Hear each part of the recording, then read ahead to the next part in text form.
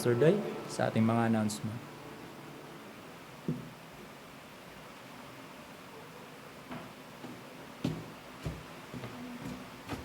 Okay, magandang gabi sa inyo. Isang maulan na gabi. No? Lakas ng ulan. Pero ganoon pa man, papasalamat ako, narito kayo. At somehow we have this time where we'll pray together in our prayer meeting. Ang announcement po natin, panalangin natin, Lord willing, this coming Sunday na magiging maaliwalas, maaraw, hindi katulad nung nakaraang linggo, no? Pero kung uulan man, sana umulan pagkatapos na ng service. Pero bago mag-service, sana wag umulan. Okay? Ganun pa mga kanina, bago mag-service, ambon lang. Pero ngayon, malakas. Well, ang announcement po natin this coming Sunday ay magtutuloy po tayo sa ating pag-aaral, sa ating Sola Gratia. Kaya please do come and join us in our study of this wonderful doctrine, no? Doctrine of grace na tinatawag, no? Pag-aralan natin Sola Gratia. At ako'y naniniwala, napakahalagang makita natin bilang magkakapatid sa pananampalataya ang mga katotohanan diyan sa 5 solas na yan, no? And siya nga pala, ipanalangin din natin yung mga kapatiran natin na palagi nating nakikita, no, sa ating prayer list, yung health nila, ipanalangin natin yung kanilang kagalingan kung meron man silang tinataglay na karamdaman.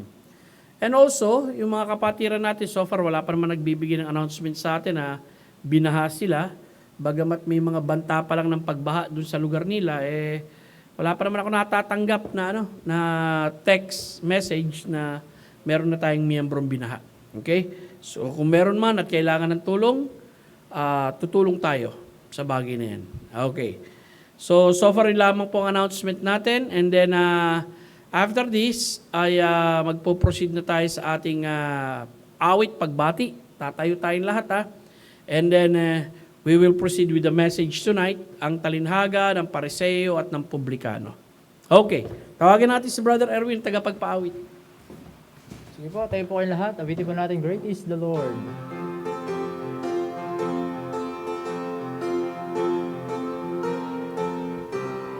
Sige po, awitin po natin. Ready, sing. Great is the Lord, and greatly to be praised in the city of our God, in the mountain of His holiness. Beautiful situation, the joy of the whole earth is Mount Zion on the sides of the north, the city of the great King. Is Mount Zion on the sides of the north, the city of the great King. Amen. Manatili po kayo nakatayo. Ay, ko Pastor Doy. Okay, please remain standing. Magbabasa po tayo ng Bible, no? At mananalangin tayo after this, and then we will proceed with the message. And then kung may mga prayer request kayo, mamaya po, no? Sasama natin sa panalangin yan. Isahang panalangin na lang gagawin natin. Okay? Panalangin din natin na makauwi tayo. Mamaya, kasi lakas talaga ng ulan Kung hindi, dito tayo matutulog lahat. Okay. Ang ating pong babasahin ay Lucas 18:9 hanggang 14. Ang talinhaga patungkol sa Pariseo at maniningil ng buwis. No? Basahin ko sa verse 9. May ilang mga nagtiwala sa kanilang mga sarili na sila'y matuwid at hinamak nila ang iba. Sa kanila'y sinabi rin ni Jesus ang talinhagang ito. Verse 10.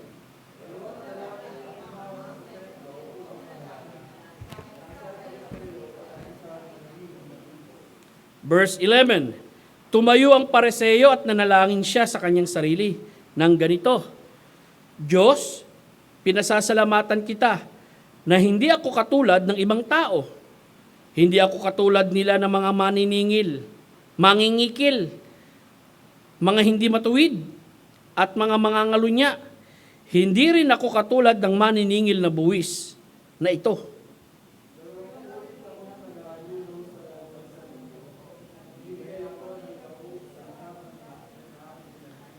Ngunit ang maniningil ng buwis na nakatayo sa malayo ay hindi man lamang niya itinataas ang kanyang paningin sa langit. Sa halip ay kanyang binabayo ang kanyang dibdib. Sinabi niya, Diyos, pagkalooban mo ako ng iyong habag, ako'y isang makasalanan.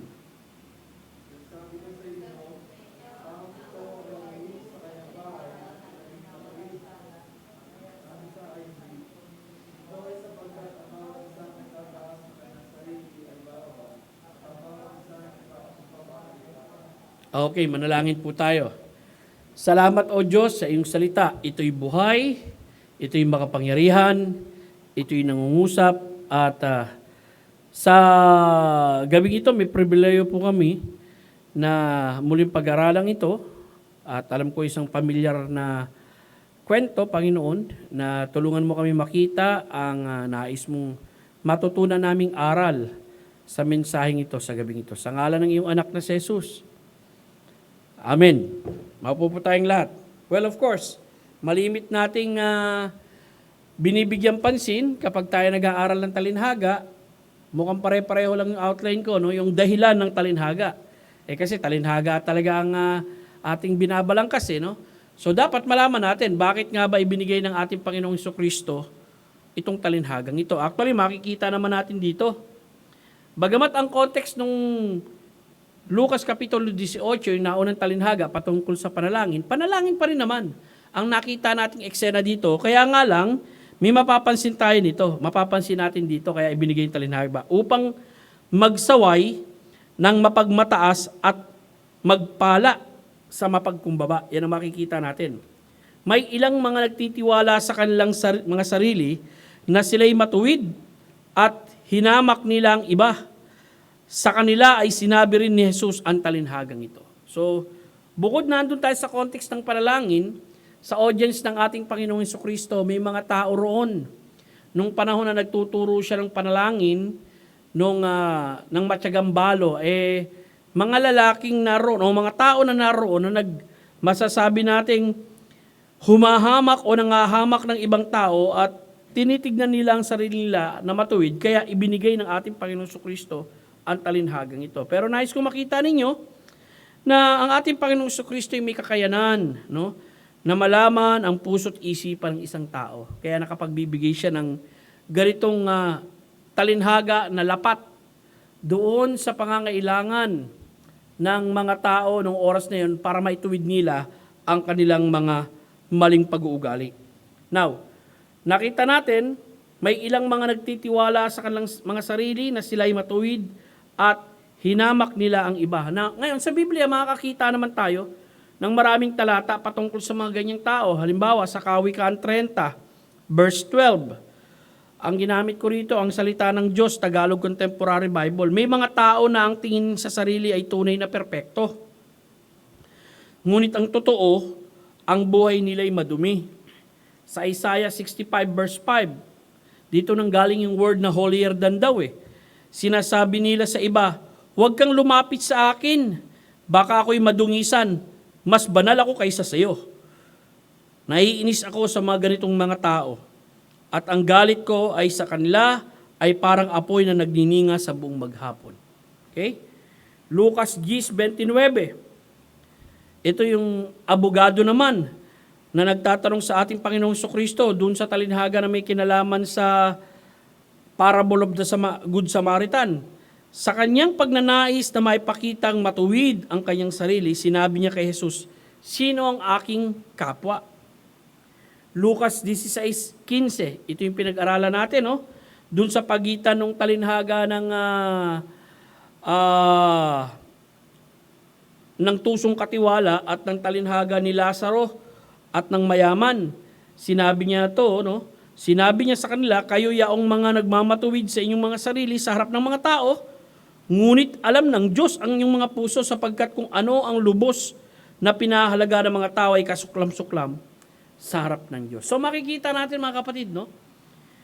Yung pagiging mapagmatuwid sa pag-uugali ng tao, masasabi nating self-righteous ang tawag po dyan, no? Ay alam ng ating Panginoong Jesucristo. Okay? At hindi lamang nung ating Kapanginoong Hesukristo, may mga taong ganun, kundi noon pa man at magpahanggang ngayon. Okay? Sa ating pakikisalamuha sa mga iba-ibang mga tao na mayroong iba-ibang pangkating pananampalataya, mapapansin mo, may mga ginagawa silang katwiran para makakuha sila ng pabor sa harapan ng Diyos. Now, pangalawa, nais kong makita nyo ang nakapaloob sa talinhaga. May tatlong bagay ditong nakapaloob, no? Yung dalawang lalaki, yung dalawang panalangin, at yung dalawang resulta. Unahin muna natin yung dalawang lalaki.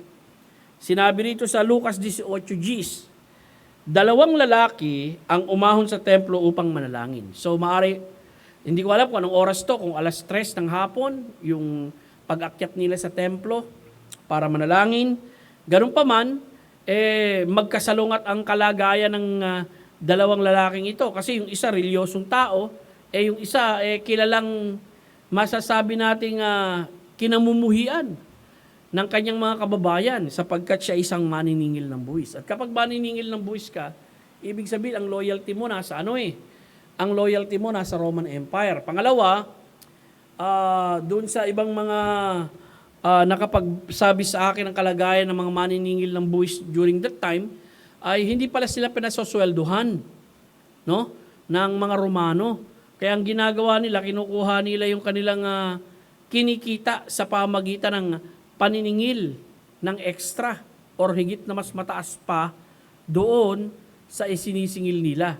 Parang pinakakupit na nila, no? Dahil wala naman silang napapala sa Roman Empire. Siguro dahil kinakailangan nilang sumunod na singilin yung mga kababayan nila. Bakit? Kasi sakop nga sila ng Romano or ng Roman Empire during that time.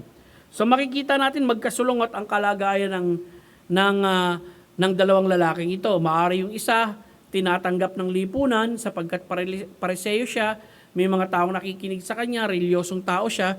Pero itong isang lalaki, maniningil ng buwis, no? Isinusuka ng lipunan, lalo-lalo na ng kanyang mga kababayan. Okay? And then, nais kong makita nyo, may dalawa silang panalangin. Of course, ang pinakamahabang panalangin na makikita natin dito, yung panalangin ng pariseyo. Bakit? Kasi makikita naman natin dito na talagang ibinibida niya yung sarili niya sa Diyos. Tumayo ang pariseyo at nanalangin siya sa kanyang sarili ng ganito, Diyos, pinasasalamatan kita na hindi ako katulad ng ibang tao. Mapapansin nyo, no? Doon sa kanyang panalangin, hindi niya nakita yung sarili niya na may mali. Hindi niya nakita yung sarili niya may pagkukulang sa Diyos. Hindi niya nakita yung sarili niya na hindi matuwid.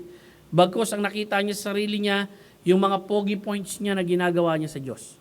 Okay? Sabi niya rito, Diyos, pinasasalamatan kita na hindi ako katulad ng ibang tao, hindi ako katulad nila ng mga mangingikil, mga hindi matuwid, at mga mangangalunya.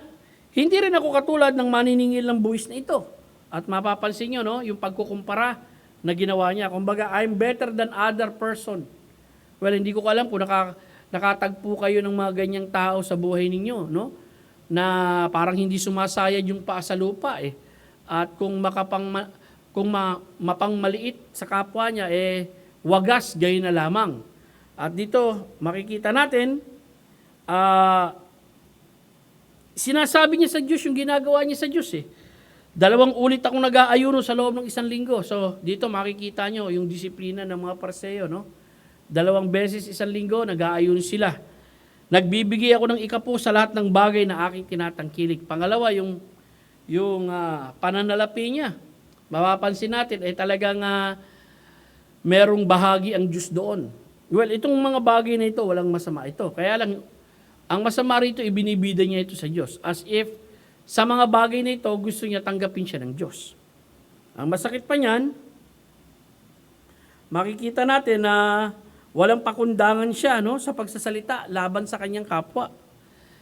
Kumbaga, meron siyang sariling batayan sa kanyang isipan na kinakailangan ganito ang buhay mo para matanggap ka ng Diyos. On the other hand, nais ko naman makita ninyo yung panalangin ng maniningil ng buwis. Ngunit ang maniningil ng buwis, maging sa kanyang maging sa kanyang posture at maging sa kanyang paglapit, no? Ay makikita natin hindi siya malapit eh. Nasa malayong lugar siya eh. Nakatayo sa malayo. Hindi man lamang niya itinataas ang kanyang paningin sa langit, no? Sa halip ay kanyang binabayo ang kanyang dibdib. Sinabi niya, Diyos, pagkalooban mo ko ng iyong habag, ako'y isang makasalanan. Dito makikita naman natin na maging sa kanyang posture at sa kanyang tinatawag na symbolic action, no? Yung binabayo niya yung kanyang bibig. Symbolic action niyo ng pagsisisi, paghingi ng tawad, pagpapakumbaba sa harapan ng Diyos. Makikita natin, ang kinakailangan niya sa harapan ng Diyos na banal at matuwid, no, ay habag ng Diyos sa pagiging makasalanan niya. Well, dalawang resulta. Nais kong makita ninyo. Of course, anong resulta ng panalangin nung Pariseo?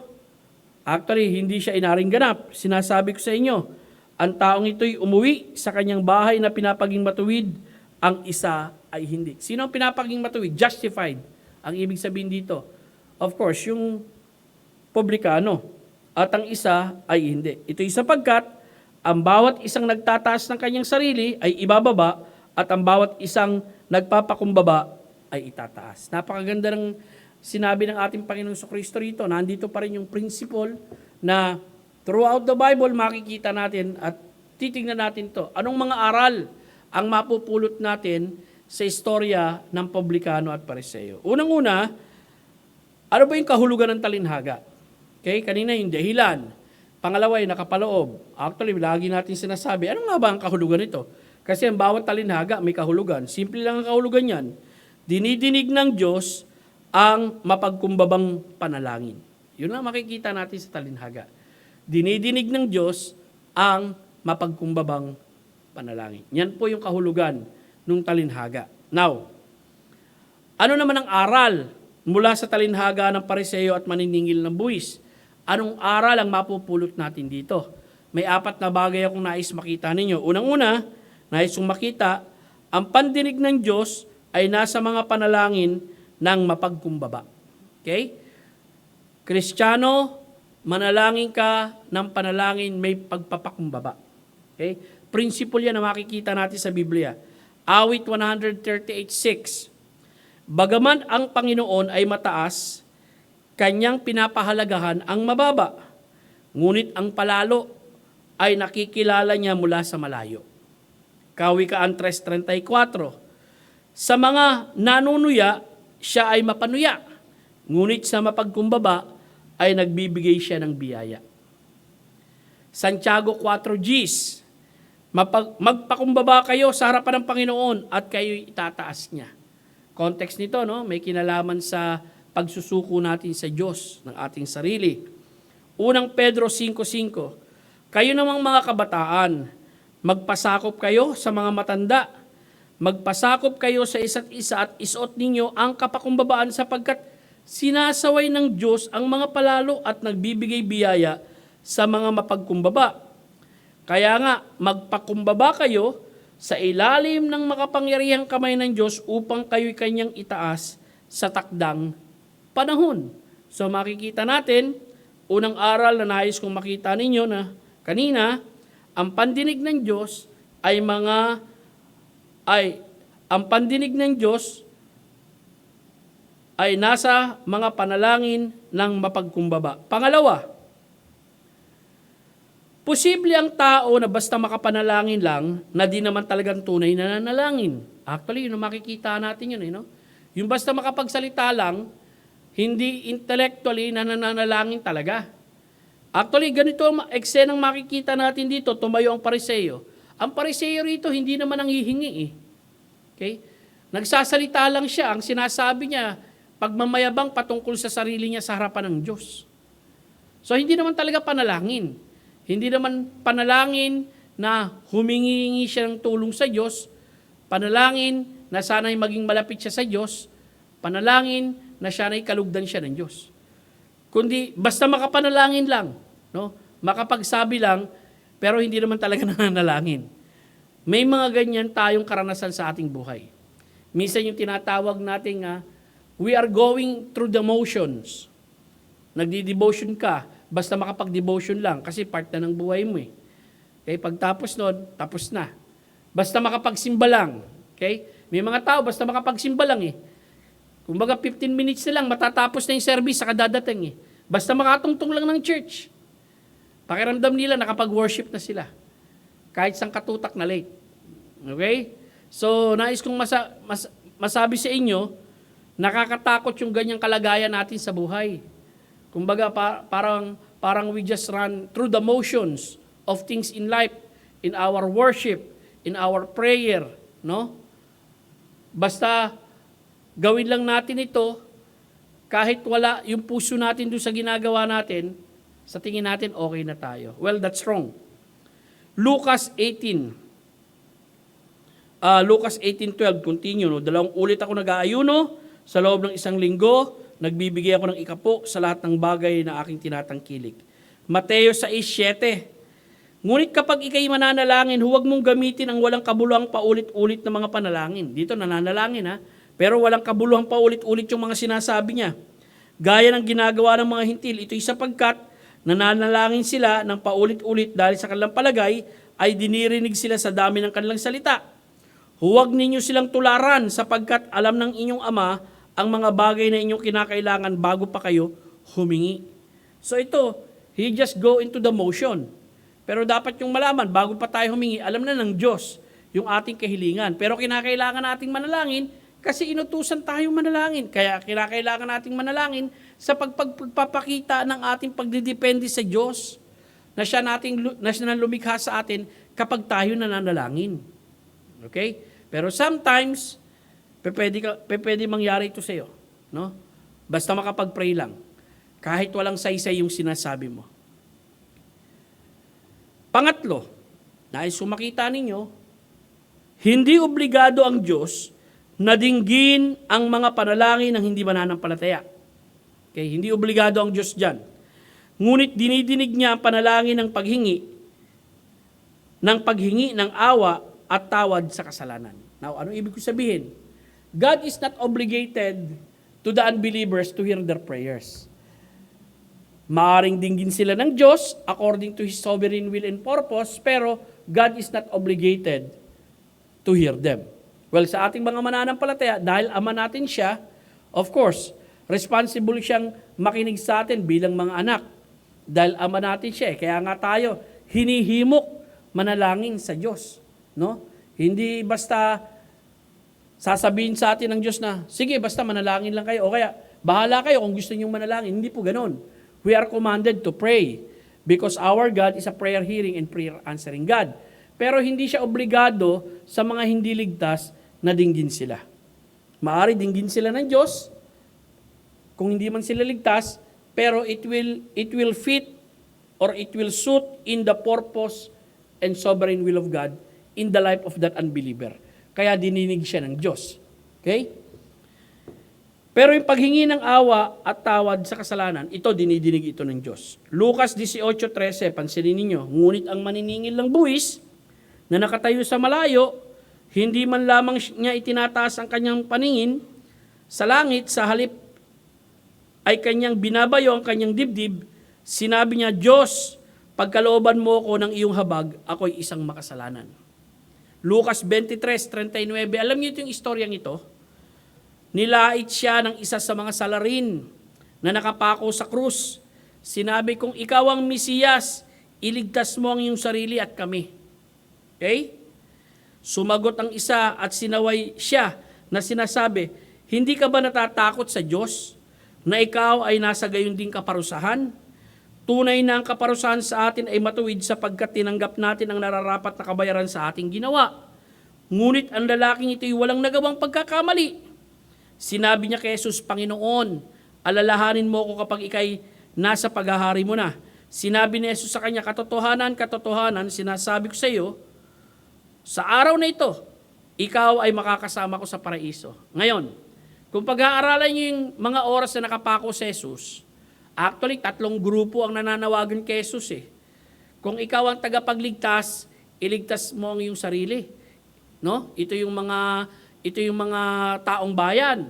Pati yung mga gwardiya niya, kung talagang tagapagligtas ka, iligtas mo ang iyong sarili. Okay? Yung isang katabi ni Kristong nakapako sa kanya, kung talagang tagapagligtas ka, iligtas mo ang iyong sarili. Ang tanong ko, dininig ba sila ni Kristo? Hindi. Obligado ba si Kristong dinggin sila? Hindi.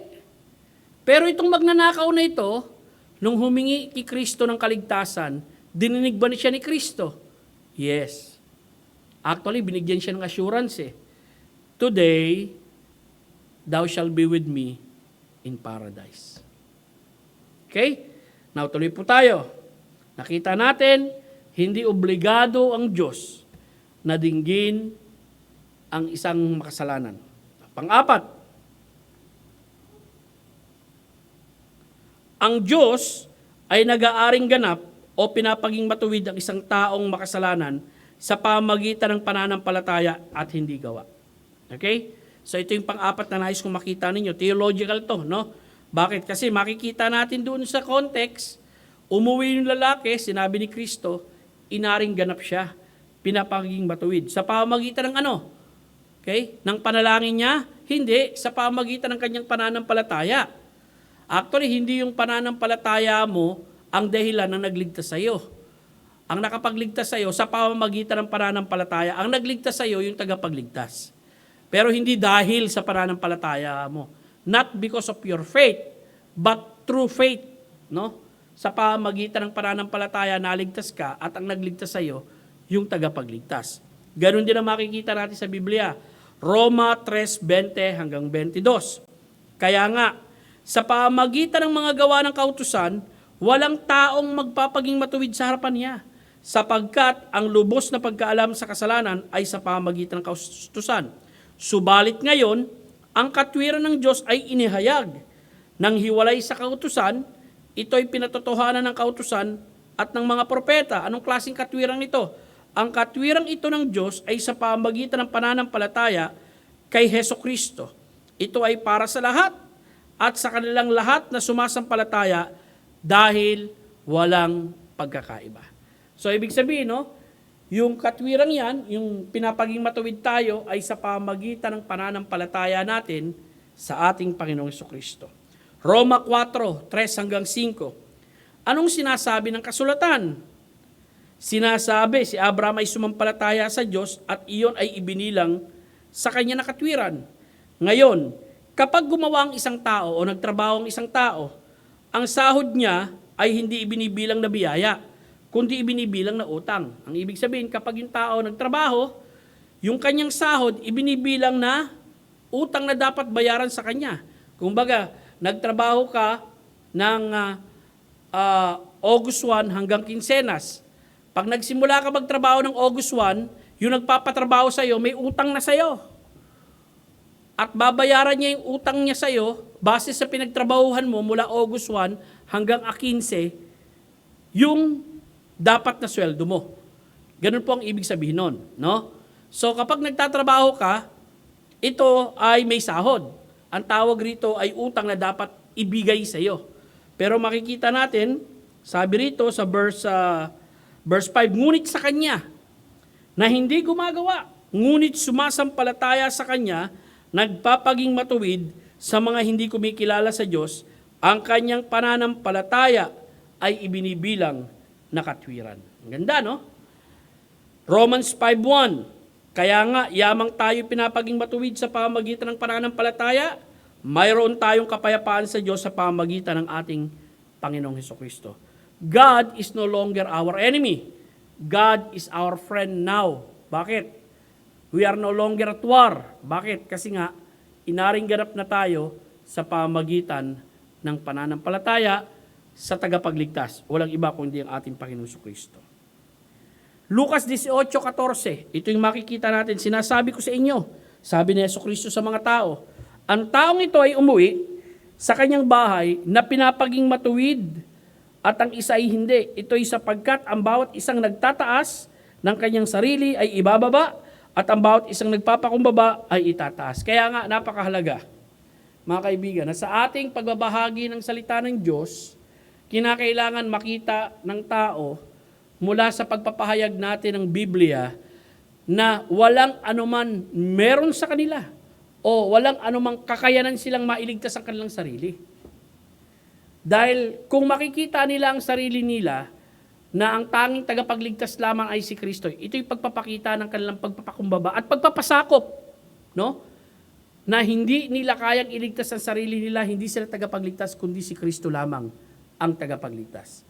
Kaya nga, mahalagang magkaroon muna ng realization ang isang tao na siya'y makasalanan, okay, bago niya kilalanin si Kristo bilang tagapagligtas. Dahil kung hindi niya marirealize yan, na makasalanan siya, okay, hindi niya naintindihan yung kahalagahan ng kaligtasan na ginawa ni Kristo. Na ito ay sa mga taong walang kakayanan na mailigtas ang kanilang sarili at naglagak sila ng kaligtasan sa tagapagligtas. 4 na bagay. Una, ang dahilan ng talinhaga. Pangalawa, ang nakapalaod sa talinhaga. Pangatlo, ang kahulugan ng talinhaga. At ang pang-apat, ang aral mula sa talinhaga ng Pariseo at maniningil ng buwis. Ano yung 4 na aral na nakita natin kanina? 4 na aral, nais kong makita ninyo. Una, nakita natin doon sa 4 na aral na yun, ang pandinig ng Diyos ay nasa mga panalangin ng mapagpakumbaba. Pangalawa, posible ang tao na basta makapanalangin lang na di naman talaga tunay na nanalangin. Pwede yun, na nangyayari sa tao yan. He go through the motion. Okay? Hindi obligado ang Diyos na dinggin ang mga panalangin ng hindi mananampalataya. Ngunit, dininig niya ang panalangin ng paghingi ng awa at tawad sa kasalanan. At ang huling-huli, ang Diyos ay nag-aaring ganap o pinapaging matuwid ang isang taong makasalanan sa pamagitan ng pananampalataya at hindi gawa. Actually, yun ang makikita niyong mga aral sa talinhaga ng publikano at ng pariseo. Okay? Mga katotohanan na masasabi nating matibay at hindi mayayanig ng anumang panahon. Okay? So dadako na po tayo sa ating mga panalangin. Meron ho ba kayong karagdagang gustong ipanalangin sa gabing ito? Panalangin natin, huwag ka magkabaha. Mother?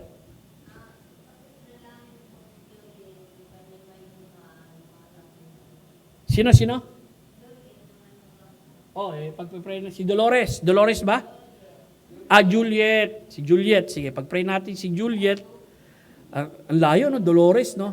Si Juliet, yung manugang ni Nanay Pe at may mayoma, no? So, kinakailangan magamot ito o kaya maoperahan. Okay, sino pa po? Pag-pray natin, wag bumaha. Okay? At huminto ng tuloy-tuloy yung bagyo. Okay?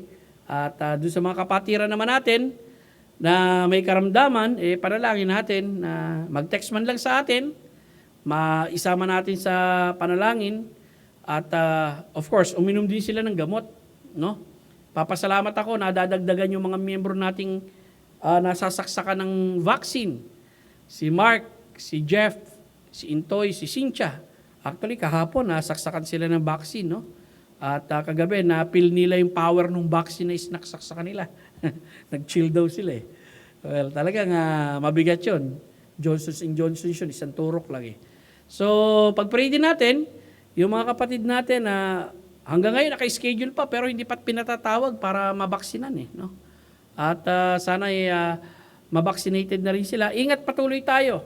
Maging vigilante palagi tayo, no? Sapagkat yung Delta virus nakapasok na at mabagsik daw ito sa mga hindi bakunado. Sa mga bakunado, pwede rin tamaan. Kaya nga lang, magiging mild, asymptomatic lang yung tatama sa kanila. So, ingat lang po, no? Panatiliin natin yung paglalagay ng face mask, tsaka face shield, panatiliin natin malinis yung ating tahanan. Kinakailangan nyo mag-vitamins kayo para sa inyong physical na katawan. Pero higit sa lahat, pag-pray din natin yung spiritual na aspeto ng buhay natin. Okay? Yung kalaguan sa pananampalataya ng ating mga miyembro, yung pagiging malalim sa kaalaman sa salita ng Diyos, at maintindihan nila kung paano nila mailalapat yung katotohanan ng salita ng Diyos sa pang-araw-araw na pamumuhay, yung pagiging matagumpay nila sa kasalanan, yung pagiging makadiyos ang kanilang isipan at mga pangarap at layunin sa buhay, no? Nasa tuwing mga plano natin, yung mga plano natin sa buhay ay kasama ang Diyos doon, hindi lang ikaw mag-isa. Dapat yung pakaisipin na ang pinaka-layunin ng Diyos natin sa atin nung tayo naligtas, naintindihan natin, makapagbigay tayo ng kalulatian sa Kanyang pangalan. Sana ito magawa natin sa ating buhay. Okay? Sige po, manalangin na tayo, tumayo tayong lahat. Tuloy-tuloy na rin tayong magko-closing prayer. No, let us pray. Salamat o Diyos sa pagkakataong itong pinagkaloob mo sa amin na kami ay nagkasama-sama sa iglesyang ito at para makapanalangin. Dalangin po namin yung mga kapatiran namin na palagi namin isinasama sa panalangin dahil sila ay nagtataglay ng karamdaman, katulad ni Brother Alex, ni Kuya Noy, at yung iba pang mga kapatiran na nakasulat, Panginoon, doon sa talaan ng aming mga prayer requests. And also, dalangin ko si Juliet, Panginoon, yung hipag, yung manugang ni Nanay Fe. I just pray, Lord, na ikaw ang magbigay ng kagalingan sa kanya, or malapatan siya ng tamang lunas, makapunta siya sa isang doktor na makapagbibigay sa kanya ng tamang gamot at payo kung anong best solution dun sa kanyang tinataglay na karamdaman sa katawan. At ganoon din, Panginoon, panalangin ko ang aming mga miyembro dito sa Marikina Valley Bible Baptist Church, ang kanilang kalaguan sa pananampalataya, ang kalaliman ng pagkakaalam nila at pagkakilala nila sa Diyos na nagligtas sa kanila, ang pagiging mahusay nilang sa paglakad sa banal na Espiritu ng Diyos sa pang-araw-araw na pamumuhay, ang laging tangkilikin nila, Panginoon, kung ano ang kalooban ng Diyos sa buhay nila, at huwag nilang iwawaglit ang Diyos sa mga plano at pangarap nila sa hinaharap, Panginoon. Pinapanalangin ko rin po na tulungan mo na maging matalas ang kanilang mga pakiramdam pagdating sa mga aral at katotohanan na dapat nilang tanggapin sa kanilang buhay bilang mga mananampalataya. Palaguin mo, Panginoon, sa buhay espiritual ang iyong mga anak sa Marikina Valley Bible Baptist Church, at tulungan mo kaming lumakad na kalugod-lugod sa iyong harapan. Na ang layunin namin habang nabubuhay kami, laging maisapuso't isipan namin na kami nilikha mo para makapaghatid ng kalulatian sa iyong pangalan. Salamat po sa kaligtasan na pinagkaloob mo sa amin. Ingatan mo kami sa aming pag-iwahiwalay, at dalangin ko magkaroon nawa kami ng window, Lord, na makakauwi kami nang hindi umuulan. At ang dalangin ko, Panginoon, ingatan mo po kami sa aming paglalakbay pauwi. Salamat sa oras po na ito na itinipon mo kami sa mga kapatiran na narito sa gabing ito, sa iglesyang ito. At ang dalangin ko, magkita-kita kami muli this coming Sunday. In Jesus Christ's name we pray these things. Amen. Magandang gabi po sa inyo lahat. Ganon din sa ating mga tagapanood sa gabing ito. Magandang gabi po sa inyo lahat.